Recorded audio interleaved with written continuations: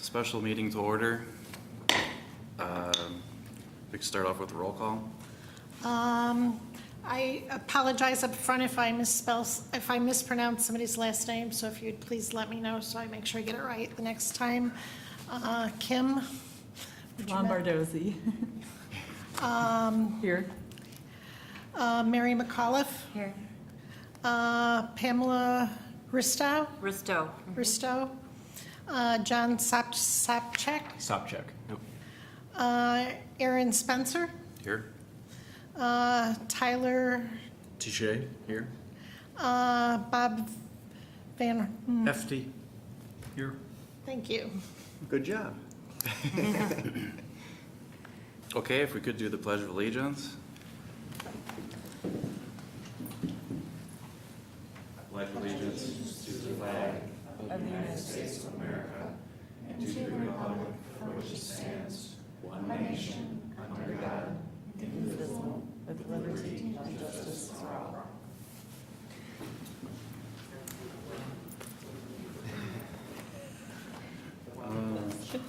Okay, at this time, I'd like to give the floor to Larry McIntyre to introduce our first speaker. Sure, and this can be very brief, but I spoke with Emily before, and she's an entomologist. She's the Village of Westmont's representative with Clark Mosquito. Clark Mosquito has been providing mosquito abatement practices for the Village of Westmont for many years, and Emily is going to talk about some new protocols. Thank you. Right up here? Yes. Okay. Yeah, so Clark, I don't know how many of you are familiar with us, what we do, what we have been doing for the Village of Westmont. So I'm just going to really briefly go over what your current service program is and introduce you to a new offering that we have. Clark is a global environmental products and services company.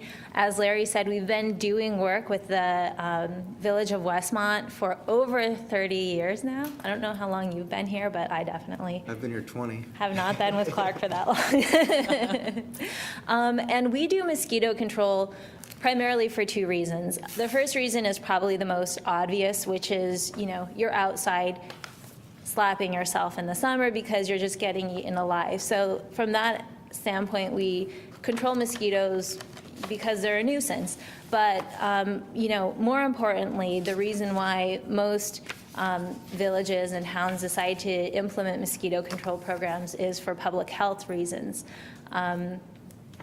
There's some mosquitoes carry West Nile's disease, others carry different forms of encephalitis. Others can pass things like heartworm onto dogs.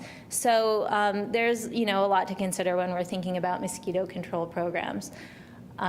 So Clark's programs really focus on integrated pest management. It's at the core of all of our services that we perform for you. Over the course of a season, we collect data from light traps, we do aerial surveillance, we monitor different breeding sites throughout the village that we've been looking at, basically over the last 3 decades. So we have an idea of what's breeding and where it is. Based on what our data tells us, we either do larviciding or adulticiding treatments in a given area. I'm going to show you video in a couple minutes. And just so you know, when we talk about larviciding, that's basically like the very beginning of the mosquito's life cycle. It spends about a week to a week and a half in an aquatic environment. So when we talk about larviciding, that's when they're kind of little wormy larvae living in bodies of water. The second part is the adulticide, and that's, what knocks down the adults that will feed on us or feed on plants, depending on if they're a male or a female. So during Clark's partnership and relationship with the Village of Westmont throughout these 30 years, we've consistently been striving to provide you with the most current, the most up-to-date, the most innovative and advanced forms of mosquito control possible to get you the best results. So tonight, I'm really excited to be here to introduce you to our newest service offering. It's called Earthright, and it represents over a decade, over 10 years of Clark's investment and commitment to providing communities like yours with a public health program for mosquito control that's also very sustainable. So I'm going to let you play the video. That's the cue. And then we can take questions afterwards.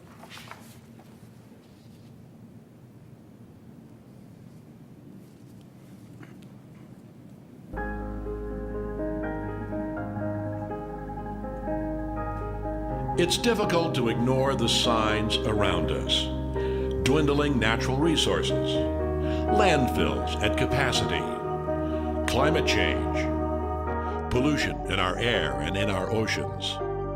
And the list goes on and on. Yes, it's easy to sit back and wait for the next person to do something about it. But what if we are that next person? Making a change needs to start somewhere. It needs to start with us. At Clark, we recognize every action we take, big or small, can directly impact the environment and significantly affect future generations. Following a complete transformation in 2008, the new Clark embodies this perspective in all of its offerings. Environmental accountability is the rule, not the exception. Recently, we've challenged ourselves to create something beyond the traditional municipal mosquito control program. As a result, Clark is proud to offer Earthright, a new mosquito control service that is sustainable by design, advancing the science behind existing mosquito control products and delivering the products in an earth-friendly way. Earthright is unlike anything available in the industry today, intended to help communities like yours meet ever-increasing environmental stewardship demands. This unique service is anchored by 2 exclusively designed products that respect the environment. Both have naturally derived active ingredients and are registered with the U.S. EPA, where their performance has been demonstrated in replicated scientific trials. The products also are listed by the Organic Materials Review Institute, or OMRI, and are approved for use in and around organic farms and gardens. We've taken green chemistry from a goal to a reality.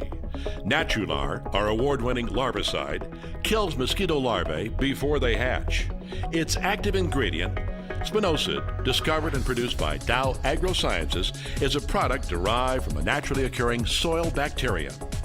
It's used on crops in more than 85 countries and also is used in animal health and pet care. In 2010, Natular received the U.S. EPA's Presidential Green Chemistry Challenge Award. It's the first reduced-risk larvicide to be EPA registered. It's also the first new active ingredient for mosquito control in nearly 30 years. Maris is the first and only OMRI-listed adulticide for wide area control of adult mosquitoes. The active ingredient is a botanical insecticide that is extracted from chrysanthemum flowers. The pairing of Maris with Natular makes this mosquito control program unique. But Earthright doesn't stop there. Earthright also offers earth-friendly application methods for less environmental impact. With us in your neighborhood, Earthright's delivery methods also help reduce your community's carbon footprint. The Earthright messaging, "Love the Earth, not mosquitoes," reflects Clark's and your commitment to environmental stewardship.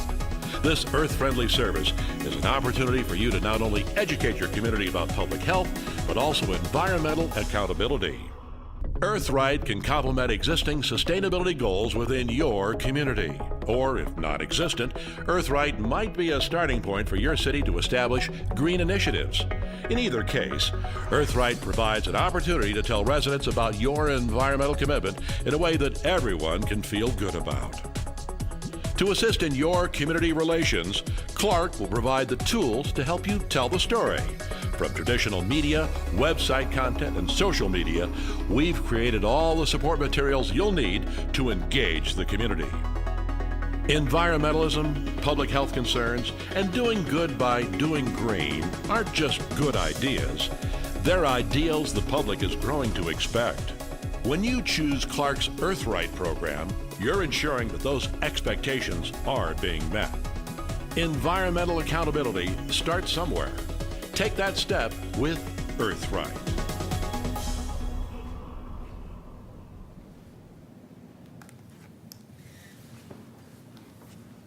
Okay, so that's a little bit of a visual of some of the new offerings that we have. Really, two key differences in the program. One is the products, the second is the service in terms of how the products are applied. The products that we're using, Natural-R and Maris. Natural-R is our larvicide, as the DVD showed it, won the Presidential Green Chemistry Award. But it's also the first new active ingredient for mosquito control that's been put on the market in over 30 years. So it's great from an environmental control perspective because it's more targeted.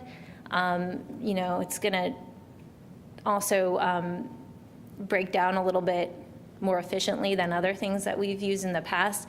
But it's great from a control perspective as well because there's no cross-resistance to it. In terms of the adulticide that we're using, this is an insecticidal, it's a botanical insecticide. So it also breaks down a lot quicker in the environment, which means when we're going out and treating for adult mosquitoes, it's going to get them while they're active. But in the morning, when the sun rises, it's going to break down, and the product's not doing anything at that point in time anyway. So in terms of technology, in terms of efficacy, these are definitely, the best products on the market right now for mosquito control. Taking it from the service perspective, I don't know if you notice the people riding the bicycles. That's how we would treat your 2,000 some odd catch basins that we treat every year in the village. So instead of using trucks stopping, starting, we've got a whole team of cyclists that essentially just go out and drop those briquettes in your catch basins. Also, when we do have to do adulticiding, it's done with an applicator that's electric versus gas-powered. So, the pairing of both the new products and the delivery of service, I think really fit well into what, your committee is looking to do within the village in terms of environmental initiatives. This program has been in place and we've done like pilot studies and things like that since 2011. We started working with 4 different communities as well as Ravinia. And in 2014, we'll have a total of 10. So the village of Westmont would be, an additional one of those kind of communities on the forefront of this type of pest control, mosquito control. I hope that I provided you with the information you're looking for, and I'm happy to take any questions. Excuse me, can you list some of the other communities that are currently in your Earthright program? I can. I have a list just so I wouldn't forget any of them. So back in 2011, Lake Bluff, Lincolnshire, and Fort Sheridan started our Earthright program, as well as Ravinia. In 2013, Deerfield came on board, and in 2014, there's 6 more communities: Highland Park, Highwood, Bannockburn, River Woods, and your neighbors Lombard and Oakbrook Terrace will also be coming on board this season. And like it showed in the video, and actually I've dispersed some of our packets. If you have a chance to take a look through them, we have more than enough marketing materials if this was something that you wanted to put like in your newsletters or inform residents that you're basically taking the most environmentally responsible steps towards providing them with mosquito abatement in their village. You can do that, and we can provide you with those tools. Do you have any metrics in here about like the carbon dioxide grams or tons or anything with the guys on bikes or? Yeah, we don't have anything measurable yet, but we're hoping within the next few years to be able to provide that to you so that you could actually quantify that. I think that's what you mean, right? Yeah. Yeah. And then you said that the efficacy was the same as traditional methods? Correct. Actually, in terms of efficacy, it works. They work just the same, if not better. Actually, our natural air briquettes have about 20% more longevity than other briquettes on the market. So you're getting, a couple extra days, if not an extra week or two of use out of those briquettes in your catch basins, which means, come late season when Culex becomes more active and West Nile virus becomes a little bit more common in the area, you'll have that extra layer of protection essentially from these briquettes. Has Clark Mosquito completely moved away from spraying of communities? I seem to recall that seemed to be one of the primary ways that you dealt with things. A truck would go through at midnight, spray certain areas, and... Yeah, so with our programs are basically designed to call down the level of mosquito activity in the early stages of mosquitoes. So the bulk of our efforts are placed on a really good monitoring and larviciding program, because obviously that's when it's the easiest to control the mosquitoes. They're all in one spot. They don't have wings. They're not flying all around. But we do still do the adulticiding when necessary, especially because of West Nile virus and because of the public health implications. When the mosquito levels in the broods come in and they get high enough, it's just more feasible to go out and get a quick knockdown of the adults. It pairs in with the larviciding that we do. Sure. And the monitoring that we do. And just for the public education aspect, it's important to talk about the proactive measures that people can take at their homes. If there's any standing water on your property, just be mindful of that and make sure that if it's a pool or something that you keep, just stir that water. But if it's just water that's collected on some sort of a hard surface, make sure you dump that water so that the mosquitoes don't have a breeding ground. Mm-hmm. Exactly. Yeah, so our goal is to help you, basically educate your residents. Sure. Absolutely. How much is the cost differential from going to the existing products Westmont is using to going to Earthright? It's actually less than 2%. It's $1,550 total to make the change.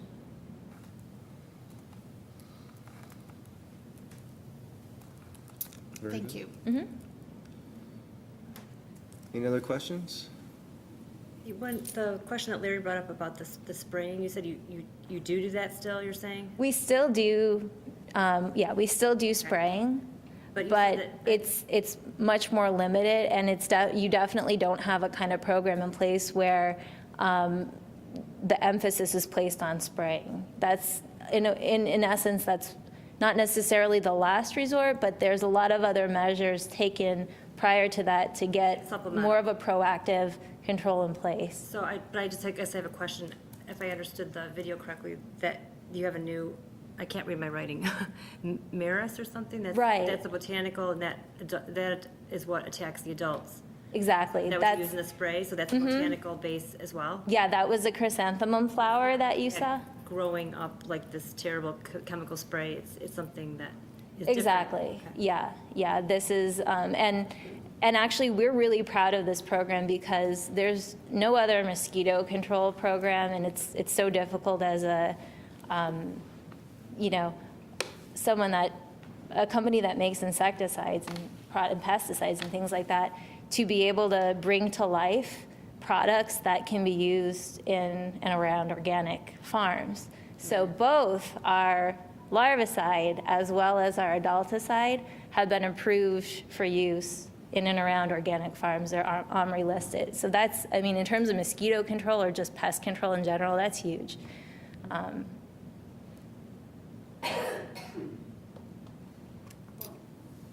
know in Oak Park, spraying is a huge issue when it has to happen. How did you pull the trigger on that? Is there a health agency that says we've got to do something? Or do you count the dead birds and how many are infected with West Nile? We have different kinds of traps in the area.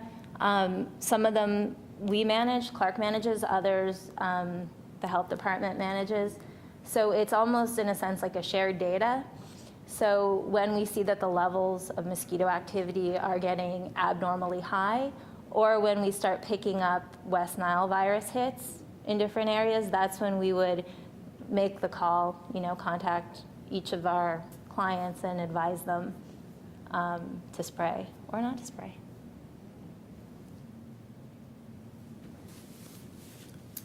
All right. Well, if there's no further questions, thank you very much. Thank you. Thank you. Thank you, Emily. Thank you. Thank you.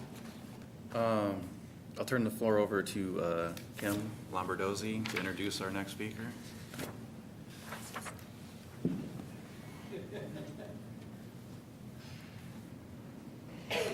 I'm so excited to introduce Karen Rasmus from the Village of Oak Park to you. She's going to talk to us today about their pilot program for composting. You may have seen her on YouTube, but she has many other accolades. She graduated from Proviso East, attended Triton College, and has many certifications against her name: certified recycling coordinator, certified municipal solid waste systems manager, Solid Waste Agency of North America member since 2001, lead accredited professional with the U.S. Green Building Council, and a member and certification with Illinois Recycling Association, as well as a certified professional with Keep America Beautiful. So I know you want to get to the meat of it. She has many more qualifications, which I emailed everyone. You can take a look at it when you have a chance. Karen? Okay, let's see, where am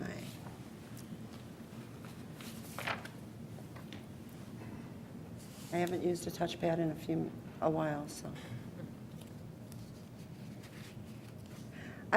This is a kind of a standard presentation that I give. It talks about a lot of little green programs that we do in Oak Park.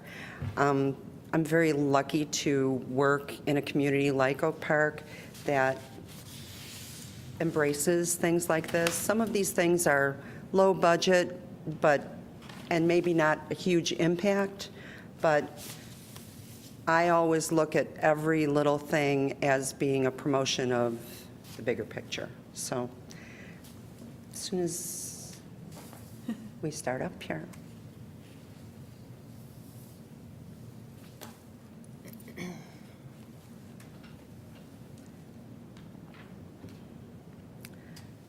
Yep. How many people are in Oak Park? We have about 52,000 residents. About 45% of them are in multi-unit buildings. So the contract that I administer for residential waste and recycling is 12,500 households. Thank you. Okay, here we go. Slideshow will be somewhere. F5 will bring it full Okay, screen. there you go. Okay, thank you. So, okay, little history here. Back in the day, these are actual Oak Park pictures that I It is found. Oak Park, okay. We used to collect yard waste and organic material in horse-drawn wagons, and they were taken to pig farms. In 1908, the village gave serious consideration to how are we going to handle waste, and we built an incinerator. It was kind of in the middle of town, and it was near a new housing development. So very interestingly enough, when this facility was built, it had a vent system underground that actually heated the homes on that grid, so they didn't have any heating costs. They had to regulate their heat by opening doors and windows because they couldn't close the vent and stop up the system. But we closed this in the 60s when it couldn't meet clean air standards. But here's a picture of inside the incinerator. Look at that. Garbage was burned at a rate of $1.39 a ton, and now it costs about 65 bucks a ton. So this is a graph of our recycling and diversion rates from, and like I said, this is only for 55% of the village. The multi-unit buildings have private contracts, and I don't have a good handle on their tonnage reports. So I think you all know the benefits of recycling, that we're diverting waste from the landfill, that we're increasing future capacity But what I like to look at for the residents is that by recycling that many tons, we have avoided over $250,000 in tipping fees. We also do a lot of special events besides our weekly recycling collection. We do a paint exchange. We've been doing that for 18 years. Electronics recycling events over the years, paper shredding, and a lot of other things that we do in and around the village. We have all of our facilities use green cleaning, as well as the school districts.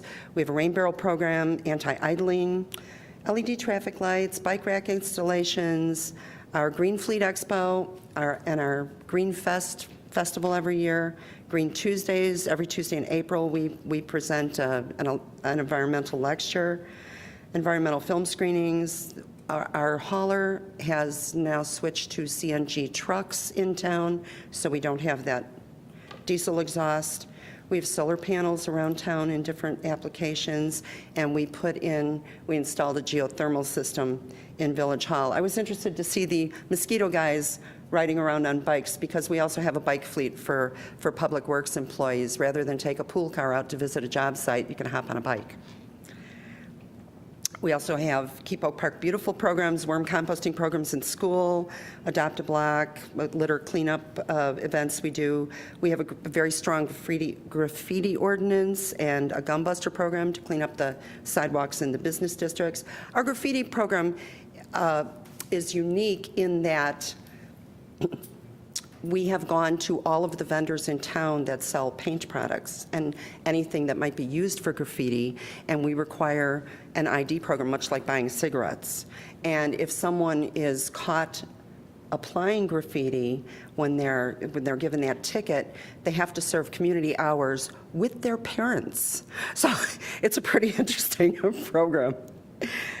This is your basic, what's in our garbage, what's in our waste stream, and I just flash this up there because if you look at all the materials that are recyclable, we should be recycling at least 58% of our waste stream. Those are the recyclable materials that we can find. And if you divert organics such as yard waste and food scraps, we should be easily at 88% diversion of our waste stream. We're not there yet, but we're working on it. Hence our compostable program. I'm very lucky, like I said, to work in a village that embraces programs such as this. And I'm also lucky that I work with Waste Management. They've been our contractor since '98. They've been a very good partner with the village. And this program came about at the last contract talks, and I said, they recently changed the Illinois law. I would like to do something. And we built this program. It's a subscription program. It's a voluntary subscription program. It does cost the residents extra, but that $14 a month, because they get a 96-gallon cart for yard waste and food scraps and food sold paper products, that $14 can be offset by not having to purchase yard waste stickers for $2.40 a piece, and they can also downsize their garbage can to the smaller size and save $3.25 a month on that. So the costs are offset if you look at it that way. So here were the program sponsors. We started the pilot program in April of 2012.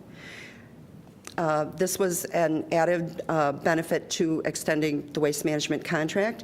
I worked with the Cook County Department of Environment, who provided some funding, which purchased 1,200 under-counter buckets and bio bags for every participant. The Delta Institute was working with Cook County at that time, and this was one of their initiatives to revamp what was happening in Cook County. Glad Bags read about the program in the Trib and called me up and said, we want to support the program, so what can we do? And they sent me 500 boxes of bags. So we use those as kind of incentive treats from here and there. In 2012, we held 3, I believe that public education is one of the hardest things to do. I've been doing this for 19 years, and people still don't know some of the things I'm doing. I don't get it because I'm everywhere. I'm in the village newsletter, I'm in the newspaper, we're on TV 6, we're doing what we can, we're on the water bills. I do my level best to put the information into the residents' hands in the hopes that they will read it, and that doesn't always happen. I don't get it. But we held 3 forums in the pilot area, which was about 1,200 homes. We also did a direct mailing. We did a direct mailing about the forums, and then we also did a direct mailing when we were signing people up for the program. We initially got, out of the 1,200 homes, we got 110 participating households. And at the end of that season, I asked the participants to send me, because I have everybody's email address and I communicate with them once a month. I send them an email update. What's happening? I've got a pile of compost for you. Here's a special event coming up. All of those things I give them once a month. And I asked them for testimonials. I got 24 great testimonials, and it's in some of your packets. That you can see some of the things that residents said. That provided me with information to take to the village board, asking, here we're at the end of the pilot program area period. I'd like to extend this, and I'd like to expand the program. And the board was very, very supportive of doing that. And those testimonials made a big difference. So I got the board approval. Then we went village-wide. So I went from 110 households to last year had 560 households. Also, I think 9 schools. Let me continue going through here. So the community outreach, we partnered with the community agencies, and they help promote the program, the school green teams. A lot of the information that I have becomes an insert in the village newsletter. It goes to 27,000 households. E-News is a monthly e-blast to residents. You have an example of the insert that we did in the newsletter. So residents could read about the program, and they had a tear-off postcard that they could get back to us to sign up for the program. So they receive a 96-gallon cart. They get the under the sink pail, the bio bags. They do not need to purchase yard waste stickers, and they have weekly collections. The pilot program was in a Friday area. We actually have waste collection and recycling 5 days a week, because it's divided up into Monday section, Tuesday, Wednesday, throughout. So the pilot program was in a Friday section. So at this point, the winter collections were to be determined. I did not want to stop the program, so we went to a biweekly collection for the pilot program. We did not have any of the problems where you might have thought. We didn't have frozen stuff in carts. We didn't have odors, especially in going to the biweekly, because it was winter, wasn't as warm. So we did not experience any problems that we thought we might have. So voluntary subscription, $14 a month. They receive monthly emails. And here's an interesting thing, because we do have a lot of backyard composters. Now, our ordinance in town for backyard composting is for vegetative and food and yard waste materials only. The difference between the compostable collection program and your backyard compost is that in your gray cart, you can put meat, bones, fish, dairy, food soiled paper products, the pizza box, the birthday cake plate, paper plate. All of those items can go into the composting cart, and so we're diverting about 20 pounds a week per household. Also,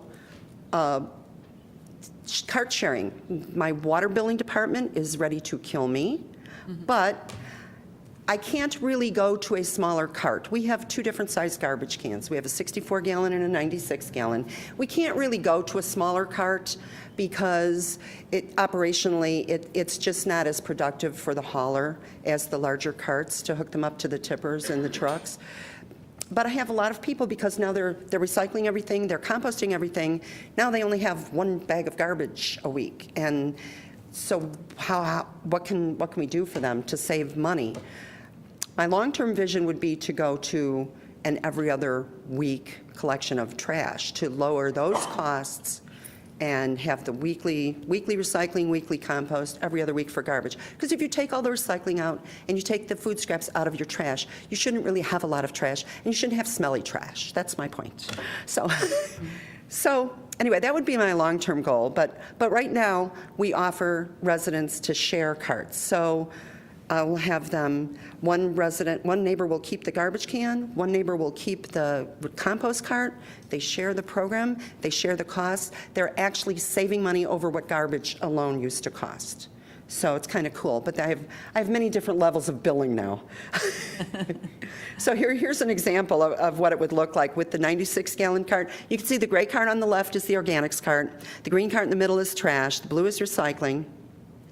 So when you have your 96-gallon cart at $21.38 a week plus one yard waste sticker a week, your cost would be $33.76 a month. Or if you did the garbage can and the organics cart, it would be $35 a month. But if you share the service, it's $17.69 a month between the two households. So they're saving money over what garbage used to cost. And then it's a little bit more of a savings for the people with the smaller garbage can. So where does our stuff go? These are some of the questions that I got from the initial forum discussions. So where does the compost go? What happens to it? Well, this is actually, I believe this picture is of the Land and Lakes Harborview facility, which was taking some food scrap composting, but now actually our composting is going to their Willow Ranch facility in Romeoville, which this is not a picture of, but it gives you an idea of, it's 125 acres, it's a lot of room, it's a lot of area, a lot of heavy equipment, a lot of things happening there. So here are actual pictures from Willow Ranch when I was there. On the left, there's a load of compost that was dumped out right in front of me. It was from a commercial route, so you've got grocery stores and restaurants maybe participating in this. So you see a lot of cardboard and you see a lot of food and bulk food. And then it gets ground up in a tub grinder. It gets put into the windrows. You can see the windrow work on the right. And those materials are good finished compost within 90 to 120 days. And I do get reports on the biological reports on the testing from the compost to see that the pathogens and anything else has been kind of cooked out of it, and it's safe to use. One of the questions that the residents asked is, can we get some of that compost? So yes, what do I do twice a year? I call up Waste Management and say, I'm coming for compost, and I send my semi down to pick it up. I have a little, there's a couple times a year that I can use a parking lot by one of our pools. So I have to do it before Labor Day, before they open on Memorial Day, and I have to do it after Labor Day when the pool closes. But I get a corner of a parking lot and send out my e-blast to my participants. It's only advertised to participants because they're paying extra to participate in the program. So my e-blast says, grab your bags and shovels and come and get compost. And it's hugely successful. They're calling me now, when is the compost coming? So these are some of their questions. So what about backyard composting? Of course, we encourage that. That is best for the environment, to do it right in your backyard, do the compost. But where the commercial compost takes 90 to 120 days, in your backyard, depending on weather conditions and moisture and everything and how often you turn it in your backyard, it might take many months to compost those materials. And but it's still good to do it because it doesn't involve a truck and travel and tipping fees and all of that. So can we get compost? Yes, I do that. And then one of the questions they asked was, do I have to add a truck? Are we adding a truck by doing this? No, we're not, because we have a yard waste truck running, and the food scraps go right into the yard waste truck. We're not adding a truck. Like I said, all of Waste Management trucks that operate in Oak Park now are compressed natural gas. We did have to add a truck for the winter, for the biweekly. We went to a biweekly collection during the winter because there's not a lot of yard waste through those months. And but one of the challenges I met last year with the pilot program, that 110 households, they were in a very small section of town, kind of all right there. Now I've got 560 carts throughout the village, and we did have a lot of missed pickups this year. Now, some of it was, maybe I should have reminded people of the biweekly schedule more often. Some of it was the amount of snow that buried the carts and the Christmas trees. And some of it was we didn't have that regular driver that knows all the nooks and crannies of town. So I'm hoping to remedy that. Like I said, my goal this year is to double the participation. So I'm hoping to reach that tipping point where I can just keep that regular driver year-round and have that year-round weekly collection. So are there other benefits? Oh, here's my pile of compost. There you go. Current participation is, like I said, 560 households. Right now, I'm still at that 20-60-20 rule. If you've ever heard anybody talk like this, it's 20% of the people see it, embrace it, they're going to participate because it's the right thing to do. They're willing to pay extra, they want to do it. Those are that 20%, and I think that's where about I am now. Then the 60% rule is if you promote it enough, make it cost-effective, make it convenient, if enough people hear about it and talk to their neighbors, and this takes a while to get that throughout the village, just like recycling did 20 years ago. So you can bring those people on board. Then there's maybe 20% that are never going to do it. They're never going to do it if you go into their kitchen and scrape their plates. They're just not going to bother. So that's the rule I'm living by. But right now we have 9 elementary schools that are doing this. We have schools that are reporting they have reached a 98% diversion rate in their lunchrooms. The farmers market is composting during season. The food pantry is composting year-round. We have a couple of churches that are composting now. We have, like I said, a hospital, our high school, and a nearby university in a neighboring town that is composting with the collection programs. We also provide this for special events. The 7 Generations Ahead does a microbrew. I don't know if you've ever heard of the microbrew. It's a zero-waste event. It brings approximately 4,000 people to a 2-block run of town for an evening of beer tasting. And they set up waste stations with monitors, and they pretty much do a zero waste event. It is amazing. Then the picture that's here is from a fundraiser that's done in River Forest, our neighboring community. They do a 911 lemonade fundraiser every year. They had 2,000 attendees and raised $27,000 last year, and they diverted 84% of their waste. And then the Hatch Harvest Dinner, this was my favorite. I didn't include a picture of their event, but they really went all out. They kept control of everything that was brought, because it's like a giant potluck dinner for 450 people. And they went to Trader Joe's to get donation of their paper shopping bags, and had the kids cut them and fold them. And those were the chip bowls on the tables. So at the end of the evening, they all went into the composting bin. But they really thought about what they were doing. And after dinner, with 450 attendees, they had 1/3 of a bag going to the landfill. And that was only because somebody who brought a bowl of gazpacho brought little plastic cups. She wasn't, they missed her for bringing a compostable container.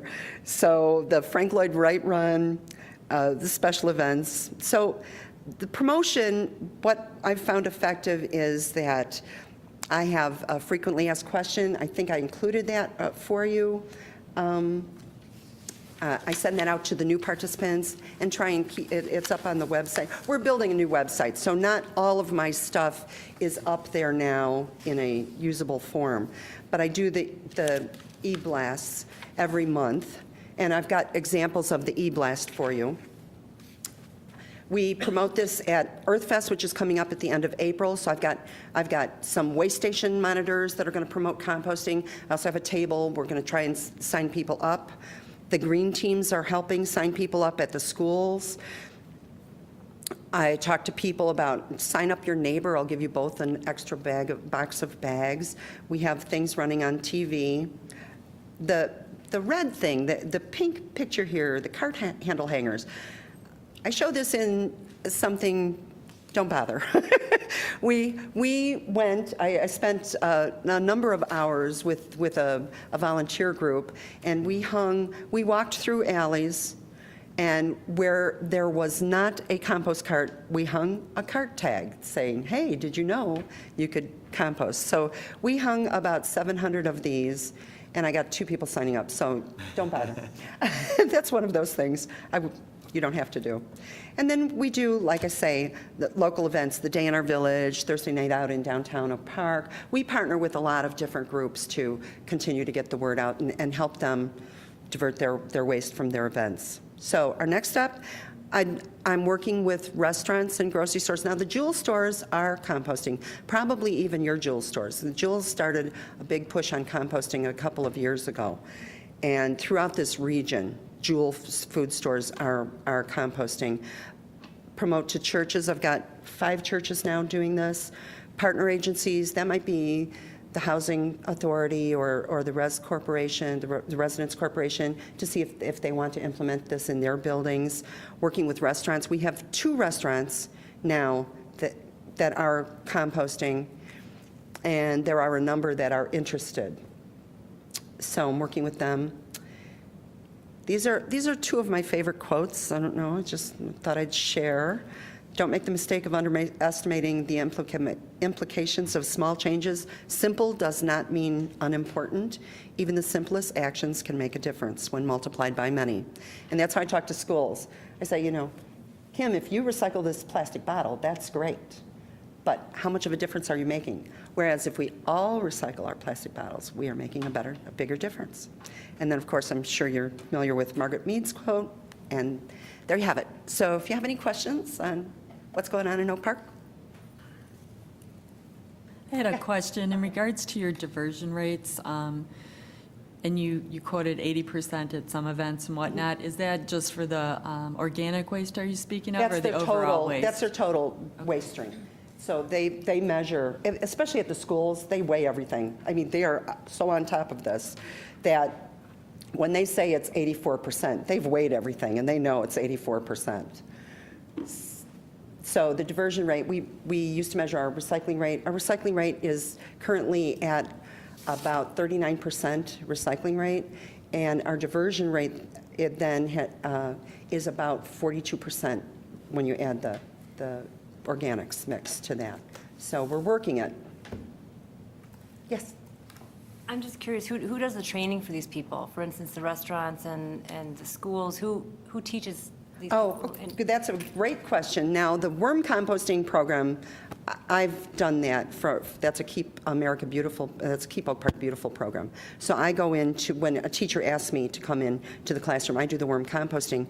But we have green teams in our schools. They started up a few years ago.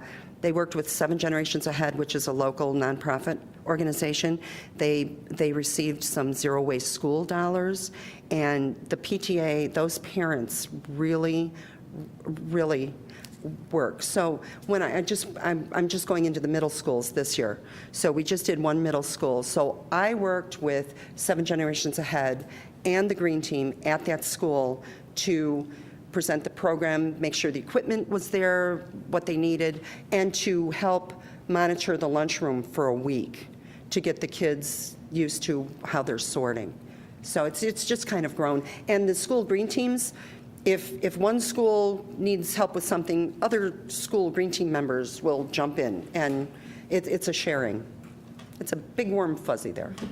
In terms of that particular volunteer effort, how many people would you say are not only involved but active to make this happen?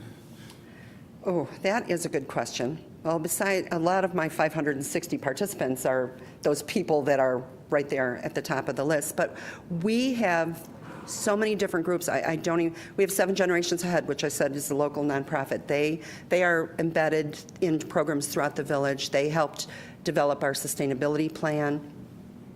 They work with the school green teams, and a lot of it is email.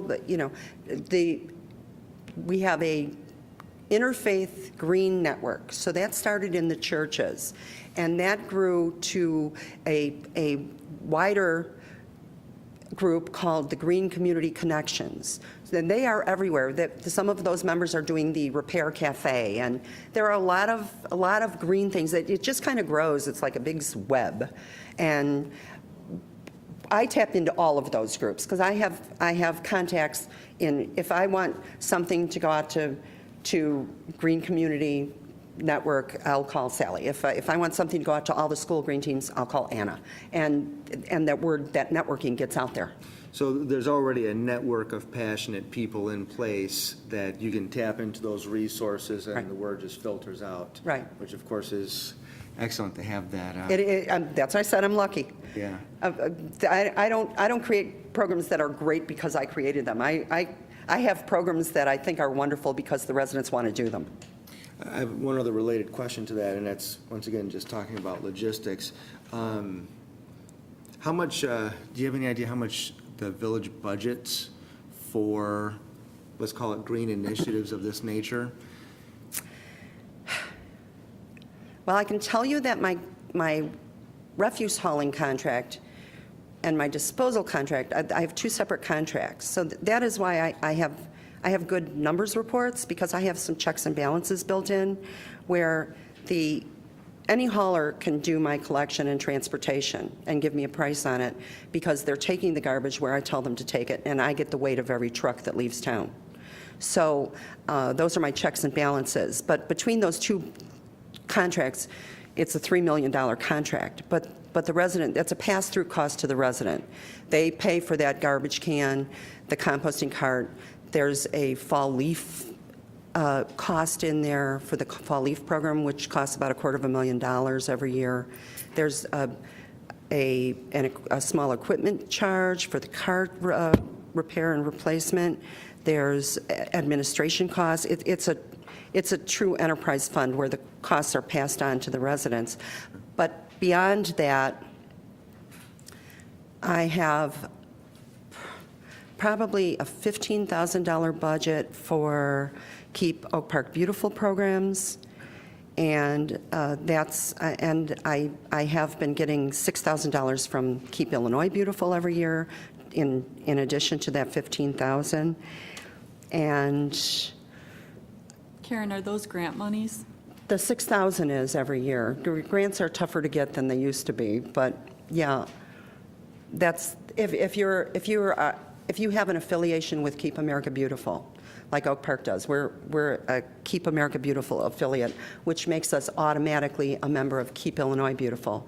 And we have a good partnership with the Illinois EPA, who provides that funding. And it is not a competitive grant program. It is every one of 14 Keep Illinois Beautiful affiliates gets $6,000 for their programs. Of course, the programs have to meet certain criteria, anti-litter beautification or waste reduction, but every affiliate gets that pot. Yes?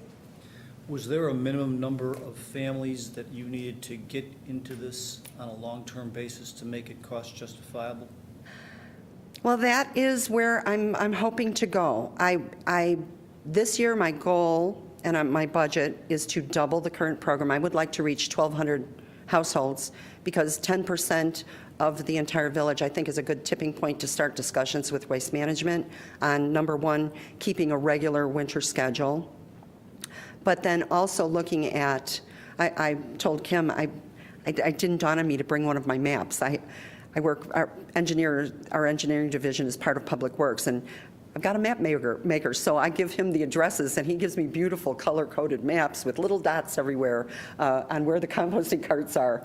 I should have brought one. But I still want to do a pilot program to bring costs down. I'll tell you what happened when I was writing this program with Waste Management.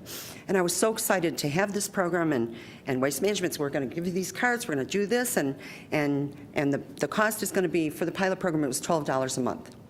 And so I went to my boss, and I said, John, here's how it's going to work. It's going to do this, we're going to do this, we're going to have this forms, and it's going to be $12 a month. He said, Karen, it's a pilot program. I thought it was going to be free. I said, John, you're the Public Works Director. You got a guy in a truck. How's it going to be free? So the only way to get the cost effectiveness, I believe, is to reduce waste that much. If we can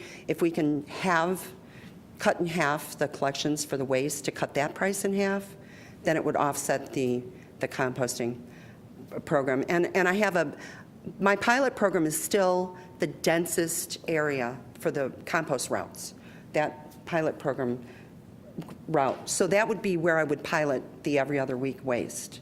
But you cut that cost by getting more people involved in it, right? Not really, because it's a guy in a truck and a cart. And so, everybody's going to pay that $14 a month. That's $94,000 for the year. Yep. So, well, like I say, you got a guy in a truck, and you have tipping fees. The tipping fee for compost is the same as tipping fee for garbage. It's no cost differential. The difference is that the compost is going 26 miles south and the garbage is going 100 miles south.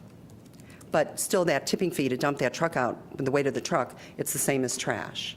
So you got a guy in a truck and tipping fees. So the cost is what the cost is. But I definitely would bring that up in discussion if I do reach a tipping point to bring the cost down.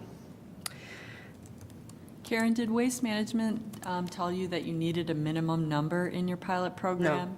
No, they went along for the ride because this is their first program as well. Okay, and then in your pilot program, did you specify a geographic area that you were going to target? And then We you brought did. it to the We rest? sat together and we picked a route. We picked a dense route in one little corner of town that was divided by the Eisenhower Expressway, so it's kind of off the beaten path. And we did it for a reason, because Friday was the Waste Management's lightest route, their densest route, and closest to home, closest to their transfer stations. So that's why we picked that Friday section. But I've got people signing up. People were signing up during the winter, a few, and now that we're starting to promote it again, I'm getting 3 or 4 a day signing up. Wow.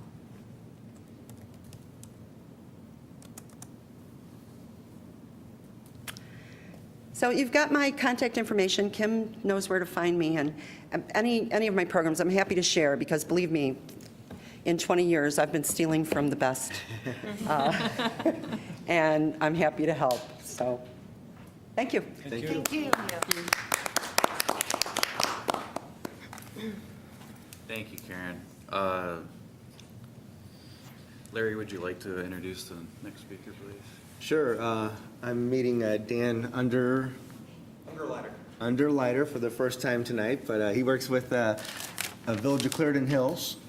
And I guess a while back, Clarendon Hills began talking about a community gardening project as well as a beekeeping project, and found a plot of land that is shared by the border between Clarendon Hills and the Village of Westmont. So we asked Dan to come and give us some information about that particular project. And then joining the presentation in a few moments will be Kay McKean from Scarce. Once again, just talk about community gardening projects throughout DuPage County. As you're all aware, at our last meeting, John Yater, who's village staff, brought up this topic. He's personally very passionate about it, and I think maybe the public will be as well when they hear about the opportunities that could exist. And so, Dan, I'll turn it over to you. Well, thank you. My name is Dan Ungerleider, as Larry said. I'm the Community Development Director with the Village of Clarendon Hills. This is not my primary function. I've been working with Clarendon Hills for two of my 20-year career, and I've been very fortunate to meet some great residents over in Clarendon Hills that have allowed us to kick off the beginning of an environmental conscious group in town with our residents and our business people. This group is called the Clarendon Hills Footprint, or Clarendon Hills Carbon Footprint Project, or what we just now refer to as the Footprint Project. And I'm just going to briefly tell you a little bit about that group before I get into the garden. I don't know if any of you saw the footprint last year. Oh, the air just came out of my lungs. That's okay. We have an old. What's that? Oh, thank you. Okay. That's okay. It was our first chance to plant the seeds for conservation and reducing our carbon footprint. We took a piece of property, kitty corner to Village Hall. It used to be the police station. And as you can see, we planted a large footprint. The residents came out in droves. Quite a few residents showed up. And we traced out a footprint using limestone, knowing that it would be there all summer long. The group that formed is separate from the Village of Clarendon Hills. They've got their own funding source, and so that they're not under the umbrella at this point of Village Hall. But their primary function is to create a positive dialogue with the community about environmental issues, provide resources and links to help reduce carbon footprints, such as the Conservation Foundation's carbon footprint calculator. We work with Kay over at Scarce. We're trying to pull every resource we can together, and that's actually what we're hoping to be able to do with Westmont. They also want to make sure that they can encourage sustainability with our community through education and setting an example. Notice how the regulation didn't make it into that group of goals. So we spent a lot of time with the footprint trying to set up community engagement. This footprint was there every week. Every week we had a different theme. We put different products in there. We had hybrid cars in there. We had grocery bags in there. We collected recycled batteries.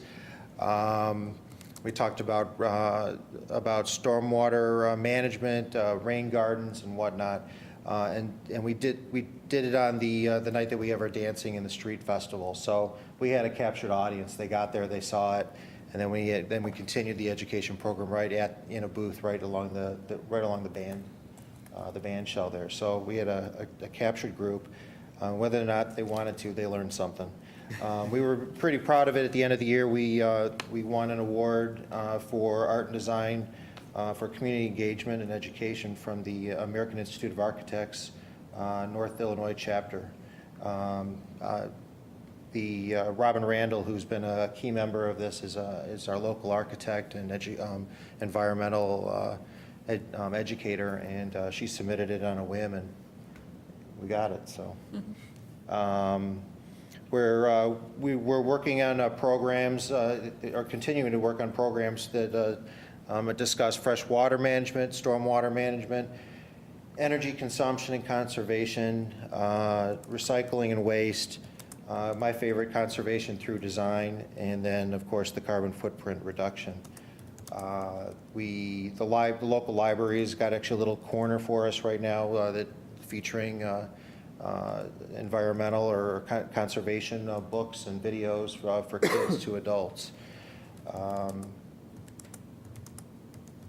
Today, we just in the last couple weeks, we set up our rain barrel program. Westmont, I know, has a long-running rain barrel program. We're having our kickoff this year with our rain barrel sales and painting contests, which we'll be displaying all throughout the downtown over the summer.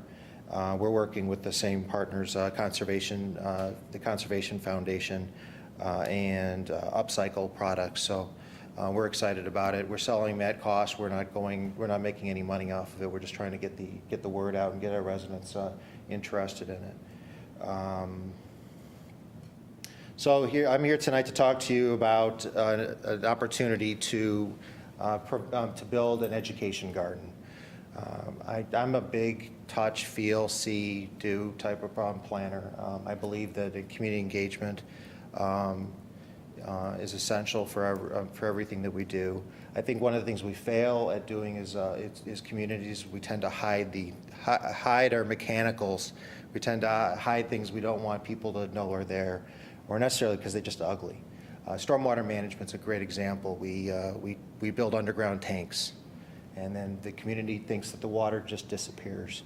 So what we want to do in this property here is build an education garden that really brings all the issues out into the open.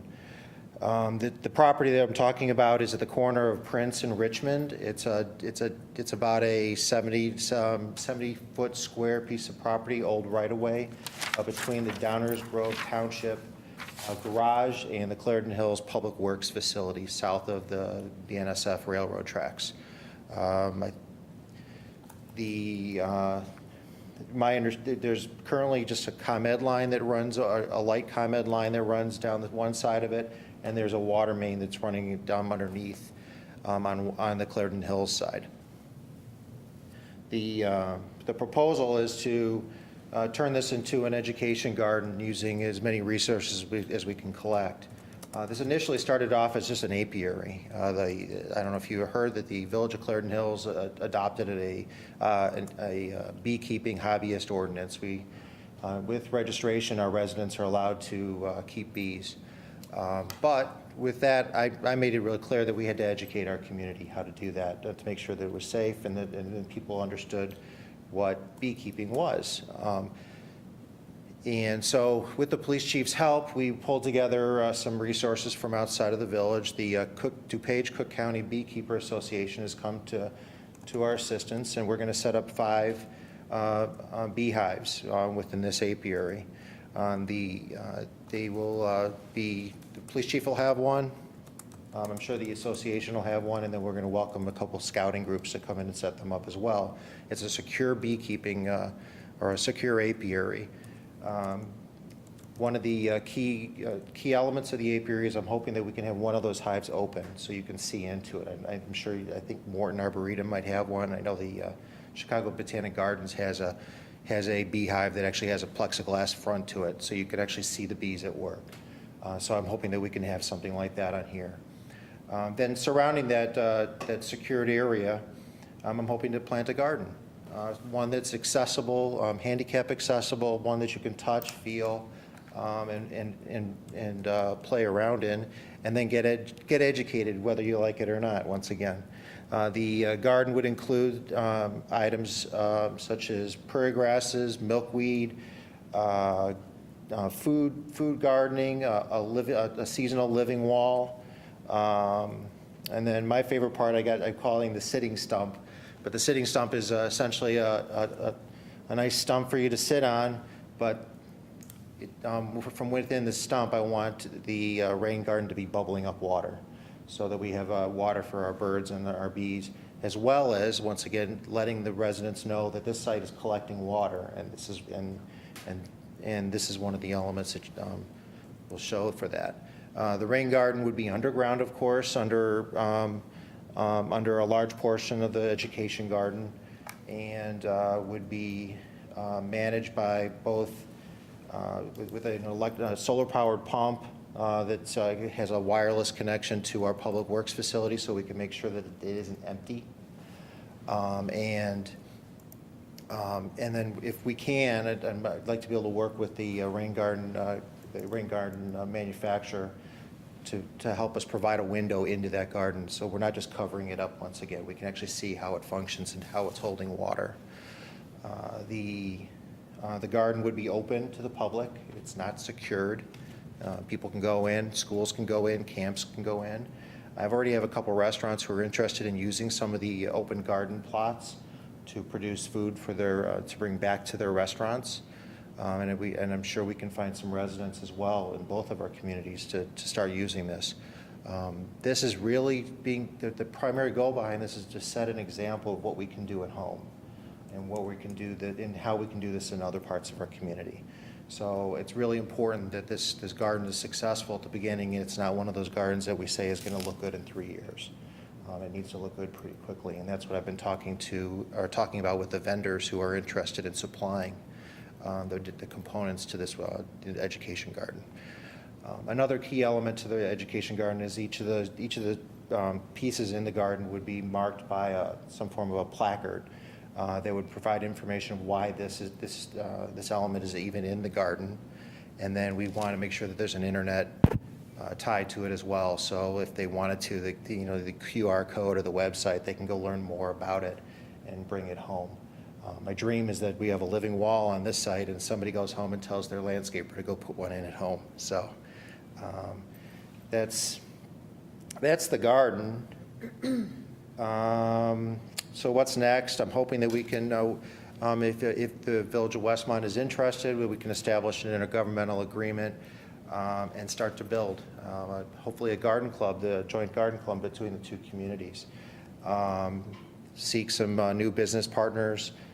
Financial support's always important. This project will probably cost between $60,000 and $100,000 if we were to complete everything on that and complete the entire scope. And then we certainly need to develop a final design. The design I threw in front of you is probably about 100 pounds in a 10-pound bag. So we need to do a final design, which includes all those elements I talked about. And then my favorite part is let's get down on the ground and start getting dirty and dig. So with that, any questions?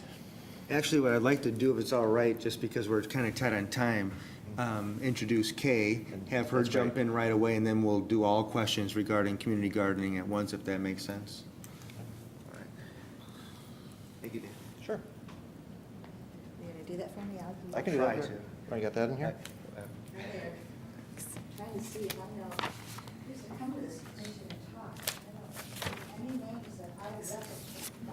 We're brand new. The person who's not here used to be on the commission, Glenn, and Mary. No. Garden Works? I didn't know which one it was. Garden Works? No, I should say Westmont. I don't know if I can find that. Thanks. Then how do I make it be big? Oh, Oh, F5. it's always the answer. Thank you, Karen Rasmus. Learn something new. Wow, you guys have a lot to listen to. My name is Kay, and I run a not-for-profit called Scarce, and every school in Westmont has earned our Earth flag. I've spoken to this committee years ago, many, many times. I've spoken to your park district. Clarendon Hills, we did every one of your CHCO2s last year, and Karen Rasmus and I have worked together for decades. Decades, yep. We're funded by DuPage County. So we are funded to help with schools, help with community gardens, help with all kinds of things. And I'm so thrilled to see you guys taking meds this year with the police department's collection on April 26th. That's very cool. Community gardens, probably the fastest growing thing across the country. DuPage County has lots of them. This is one that takes place in Winfield at a church, a Methodist church. Very proud, in one day they pulled 82 pounds of produce out. They donate all of the food that they raise there to residents in need and to the local food pantry. Raised beds is a really important thing to think about, depending on the soil that you're going to have. Getting your soil tested to make sure there's no lead. You could be testing for chloridane. There's a lot of things you could be testing for. Raised beds kind of alleviates any concerns about what might have been in the soil before you start using it as a garden. There's all kinds of things happening now. Trucks, dead pickup trucks that they're using with vegetable garden beds. Started by a guy in New York. It's going across the country. So they take old pickup trucks, put them in an area, fill them with soil, plant the vegetables. And there's one in Colorado that actually drives to farmers markets and brings their food to the farmers markets in their truck. Community garden etiquette. There are a lot of different, you can Google and see Bolingbrook's list and Glendale Heights list and Addison's list of etiquette. And of course, you need to have some rules about how your gardens are going to be maintained. Some gardens don't let you grow corn because the corn grows really tall and it shades out other people's vegetables. Some have no pesticide, no herbicide rules. All have rules of when you have to have it all cleaned up at the end of the season. Some have till areas and non-till areas because different people don't want the soil tilled. So there's all kinds of rules. I think one of the most important things is to make sure the water is available, whether it's a spigot or whether it's a container like this. A lot of cities deliver, these hold 250 gallons of water, collect rainwater, bring it there, and let the participants use that. But most of the time, I've been using a community garden in Wheaton for over 30 years. People are very respectful of other people's gardens. They know how much work it takes, right? We haven't had any problems. Japan grows 30% of their vegetables on rooftop. 30%. We'll get there. We'll have to get there as the population grows and farmland becomes farther and farther away. This is Uncommon Ground on Devon Street. It's been voted the greenest restaurant in the world 2 years in a row. This is Helen Cameron down there with the sunglasses. This is her restaurant. On top of the restaurant, she has 5 beehives. She has solar panels. She has living walls. She has her vegetables and her herbs. She grows them, brings them downstairs into the restaurant. Friday nights in the summer, they give you tours. She has rain barrels on the ground level, so the rain that comes off the roof goes there, and then she has solar panels to pump the water back up to her roof, so pretty remarkable. Weiss Hospital in Chicago, they actually on their rooftop have 3 different raised garden bed areas, and they did a survey of the ethnic groups around the hospital and then developed 3 separate sections so they could be growing those vegetables and those herbs particular to those groups of people, getting them having fresh food, fresh produce, and very local. This is one of the train stations in Japan. They are just now starting to use even the rooftops of the train stations, every little bit of land that they can to grow food. Get Your Garden Growing Green is a first-time event. We're hosting it May 10th at our site in Glen Ellen. A lot of people want to start gardens, whether it's in their own yard or at their church, park district. It's open to anybody. This is like step 1 of 2 education processes we're going through in May. This one will have lead-free hoses on display. People do not know that their garden hoses are full of lead inside and out. I've been trying to get these banned since 1987, but luckily now there are a few hoses you can buy without lead. We'll have different variety of rain barrels on display. We'll have different variety of compost bins on display. Have a beekeeper there. The ladies selling vegetables are growing their vegetables locally, organically, and most of them are heirloom vegetables. We're having food scrap amended compost there from food scraps collected at some of the colleges in DuPage County, as well as some of the grocery stores. So it's a kind of a one-stop learn a lot morning from 9 to 1. It's open to anybody, of course, for people to come and see and learn. If they want to buy some vegetables, fine. If they want to buy some food scrap amended compost, fine. If they want to order different rain barrels, all of that is available to folks. And then the second step in May will be a community garden traveling tour workshop. We're going to rent a bus for about 5 hours, and we're going to take a few people from different towns. We can't take everybody from just one town. We kind of spread it out.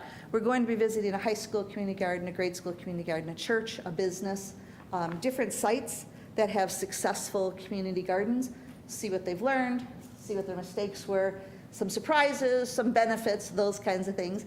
Again, this is in Japan. You see that bus with the plants on top? Yep. You guys, we're going to see plants growing everywhere now. Even though we think we have small plots of land, we're going to see more and more community gardens growing in even the smallest of places. I visited 2 pollinating education centers in Canada 2 summers ago, and it was interesting how, on our city streets we have annuals in those planted pots, right, on our street corners. Well, they have vegetables in their planted pots. They have cherry tomatoes growing, and they have basil growing, and it's very fragrant. And sometimes people walk right on by and eat it. It's not meant to be somebody's pot. It's meant to be fresh fruits and vegetables, right, herbs right there on the spot. So lucky for us, you guys, this coming August, is the National Gardening Association's big, huge conference here. It was in Seattle last year. It's here this year. So we are very, very lucky. It's $300 for 3 days for people to really learn a lot about what's going on in community gardens around the world, and specifically here in America. It would be a great opportunity. We will for sure have somebody there, but 3 days to learn a lot, and it's local. We don't have to fly anyplace. That's pretty cool. So we work with everybody. We work with restaurants, grocery stores, setting up food scrap composting. We work with, you name it, we do it, but the county funds us to do it, so it's a good benefit that nobody has to wonder where that money comes from. So, I talked fast, right? You said 15 minutes. You are incredible. Okay, fast. Okay, good. But questions? we have one more person Yes. here. Bob Fleck is from the Westmont Park District, and I thought I'd bring him up real quick and first introduce Bob to everybody. And but I know the Park District has kind of looked a little bit into trying to identify property for community gardening. At the moment, we haven't identified anything that we think we're going to pursue at the moment. But Kay's descriptions here seems to suggest that an area this big, we can start growing something. It's interesting. It allows a lot of creative thought for opportunity. Yeah. And so, Bob, do you want to talk a little bit about the parks? Absolutely. I'll tell you a little bit about our experience last year and from the planning perspective of it and trying to look at it as in terms of a community. We spent last winter 3 months talking to numerous park districts around the area and some of the logistics that are involved with planning it: space, parking, water, location, budget. What's it going to cost to get this off the ground? Unfortunately, it's not as easy as just taking a piece of grass and and mowing it down and starting a community garden. There's a little more work involved in it than that.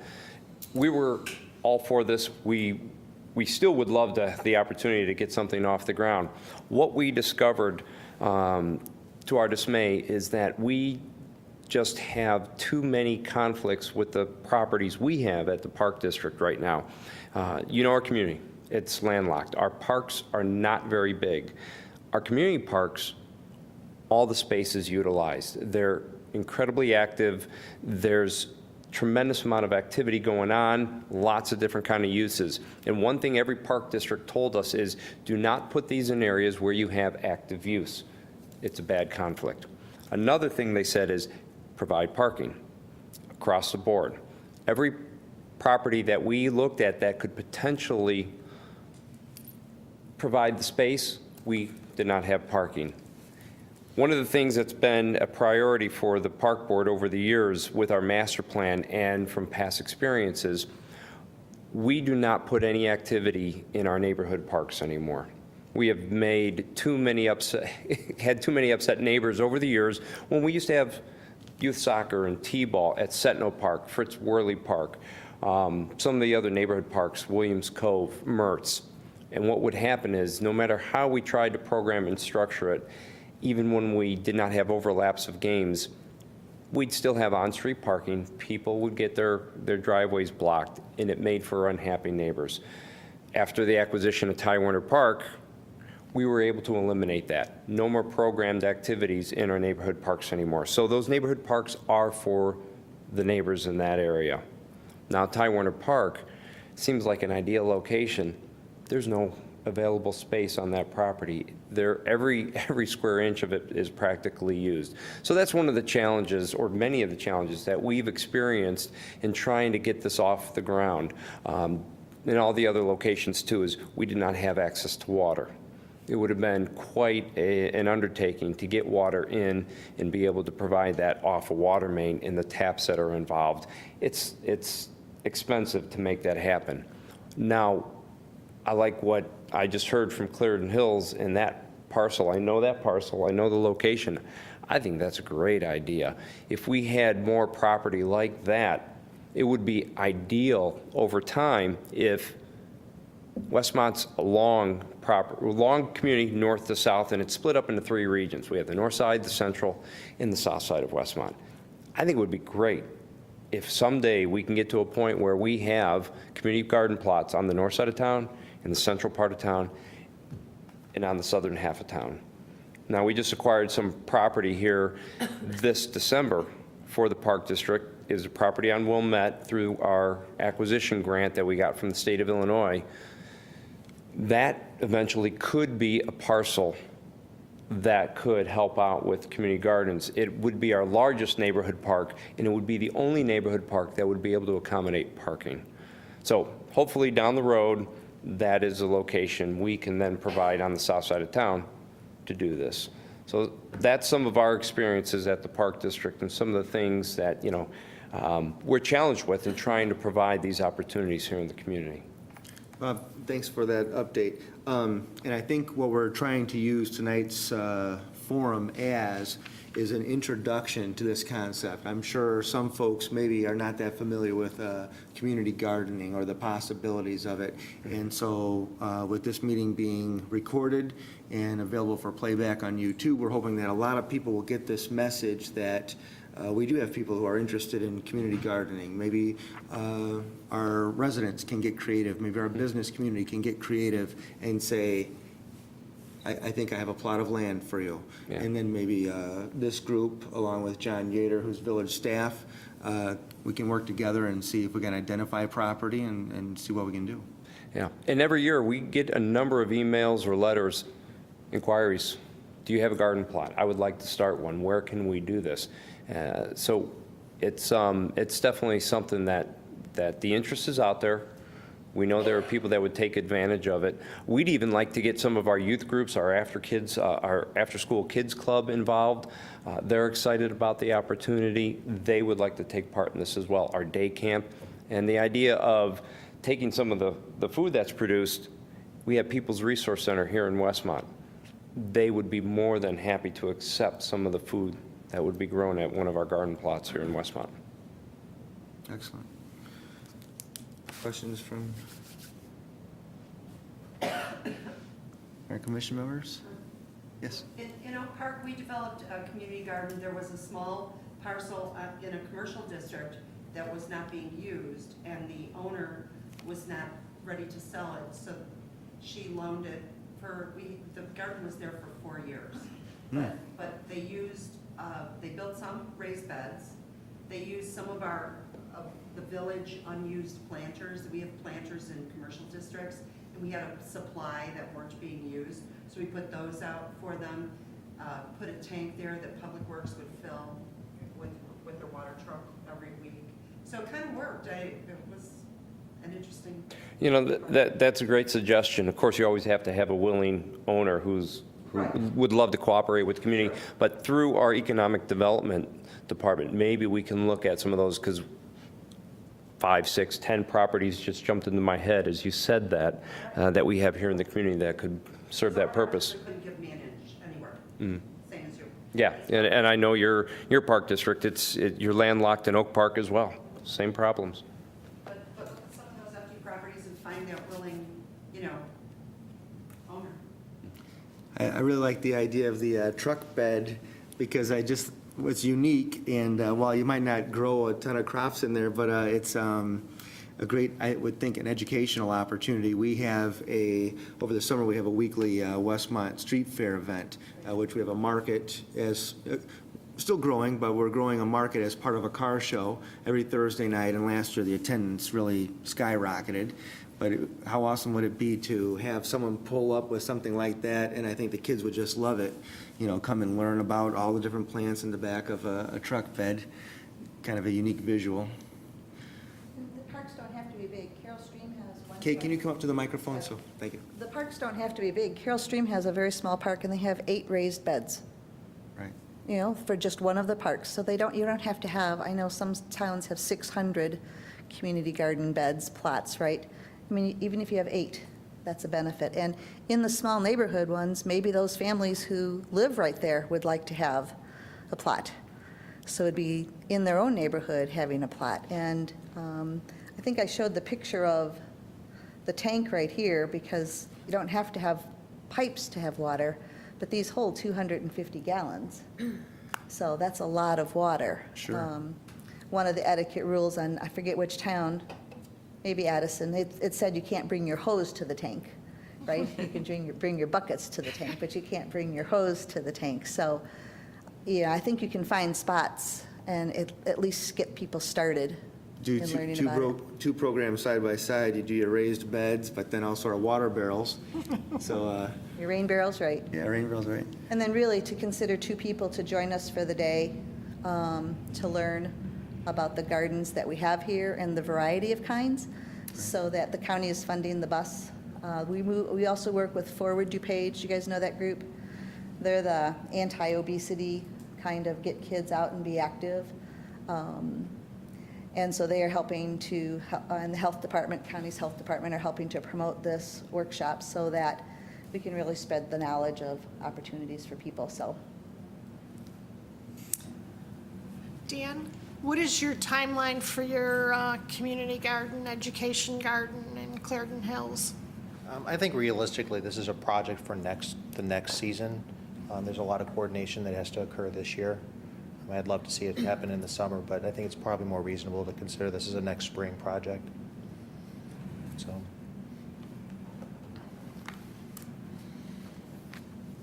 Dan, talking about your group in Clarendon Hills of motivated residents, how important is it for people with passion to embrace a project like this to make it happen? It would not happen with just staff, correct?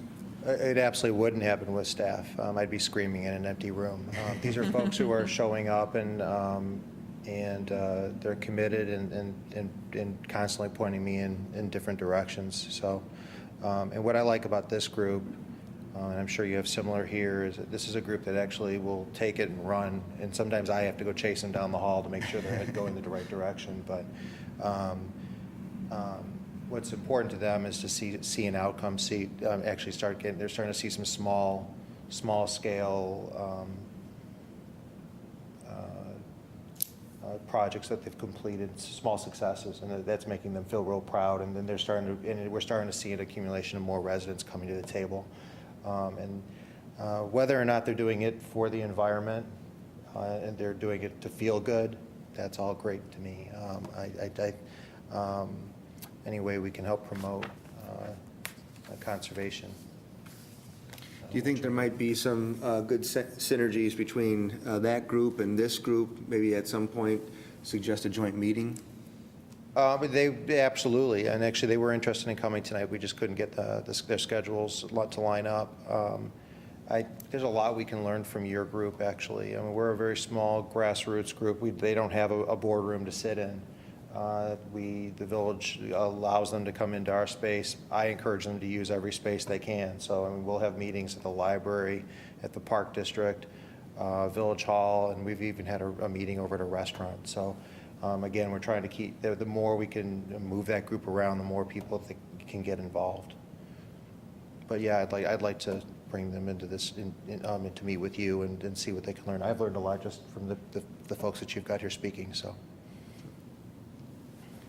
You guys, I would like to say too that there's a lot of grant money out there. Lowe's has grant money. Right now, Home Depot has grant money. Annie's Garden, Annie's Organics. They have macaroni and cheese for kids. We've helped 3 schools in DuPage County get that grant money. So there is grant money very, very close by that some of our schools have gotten to take advantage of. So this would be, being an education garden, it would be a good thing. They all have different time frames and so forth. But we sent out a newsletter, I think in February or March, talking about grants to watch for all these schools with more and more gardens and park districts with gardens. So I can get that to you as well. You're my best friend already. So. And actually, the Village of Westmont and Clarendon Hills both unofficially applied for a grant with ComEd for their green space grant.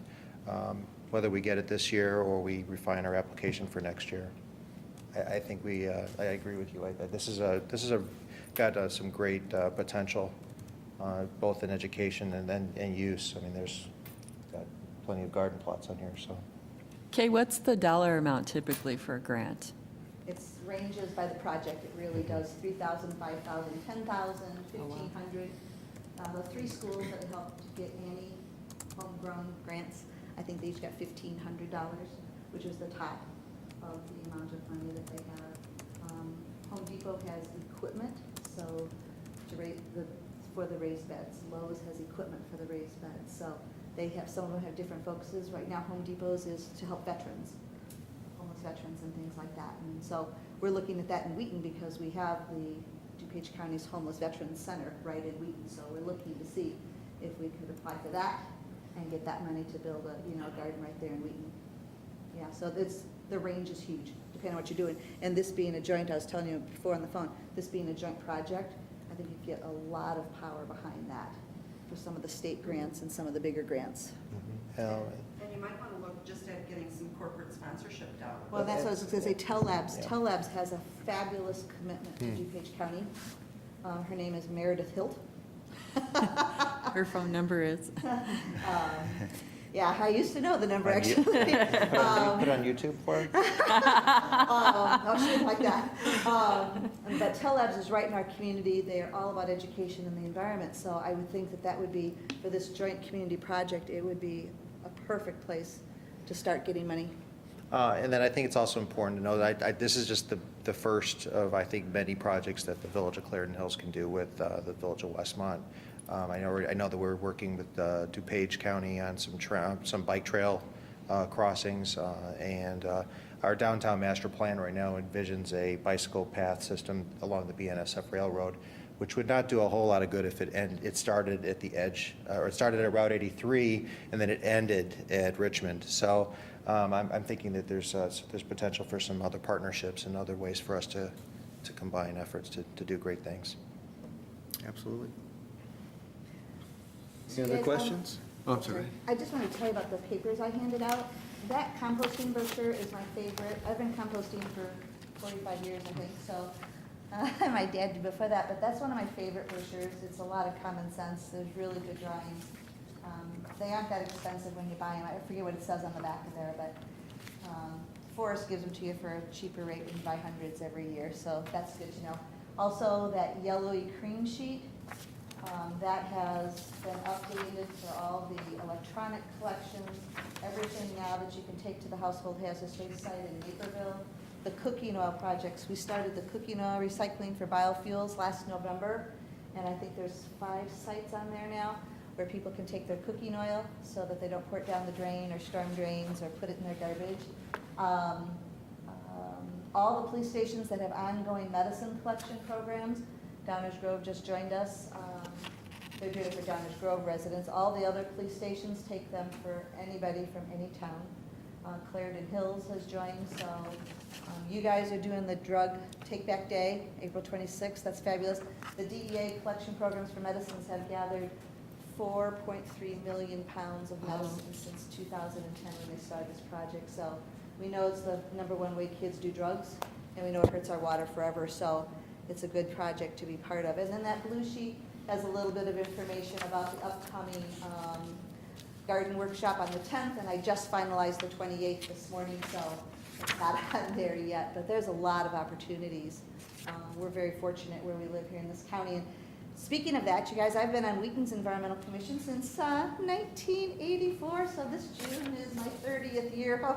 That's a long time. And, you guys at Clark, they've earned our Earth flag, and I only heard part of their presentation, but they also earned the Governor's Sustainability Award, and they earned DuPage County's Earth flag. They do a lot of amazing things, so pretty cool company to have. And you did tell them about the Green Chemistry Award, the national? That was part of, yeah. Oh, yeah, No, the that- national. There aren't too many companies that have earned the Green Chemistry Award. That's a national award. It's a huge undertaking, and it's pretty impressive. So, pretty neat group here. So thanks for inviting me. Thank you. One more thing to add, I'll only take another minute. There's kind of 2 things we're talking about here in terms of these community gardens. The Clarendon Hills project, which I think is really, really cool, and as a landscape architect, I'd love to get involved and help out with the planning of that. That's part education, part demonstration project going on there. Some of the other community gardens we're talking about that we've looked into and what Kay was talking about, consider them like a lease for a resident in the community. They want to come in, they want to sign a lease, and they want to take a 10 by 20 plot. And that's what we're looking to do at the Park District. And with some of the things that Kay threw out tonight, your water tank that you showed, in our research last year, not one of the other park districts came up with that idea or showed us that that was a possibility. Lots of park districts have them right here in our county. So that solves a problem. If that's something we can do where we take it out there and then take it back, fill it up, we can work maybe with the village on that. Sure. But I'm thinking of some other ideas, maybe with the school district too, to look at some property where we can do some smaller things to start. Yeah, Now, absolutely. Sentinel Park, for example, up on the north side of town, again, it's still my goal to get one in each section of the community. Sentinel Park, we're going to take out the little T-ball field that's there this summer. It hasn't been programmed as a T-ball field in over 15 years. We don't have those programs up there anymore because the residents didn't want them there. We take that out, we're returning it back to open space. It's got a few parking spaces out front there. Maybe that is an opportunity to get this off the ground and get it started. We would, of course, have to go back to the residents. Maybe we can do a small public hearing and get their input and see what they think about this.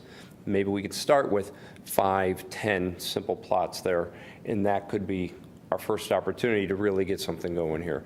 So we're still going to continue this investigation at the Park District and look for opportunities to get this going. That'd be excellent. Additionally, I think each of our main school districts here in town, District 201 and the Marker School District, I think we should approach and have conversations with them, not only in terms of, I believe some of them might have some land use, but also just the educational aspect. Right. It's a double win for the community. So Marker's coming to meet with me tomorrow. Okay. 2 of the teachers are coming from Marker tomorrow, just as But It's okay, you can push that agenda for us. You know, the first actual community garden I built was for a nursing home. And it was handicap accessible, so they were raised this high, so people in their wheelchairs. So that was the first one, I built that in 1981. So you can fit them everywhere, and you can meet a lot of needs Well, with and community it's gardens. funny that you said that because I have a property in mind that would tie directly into that thought, but I won't say it out loud.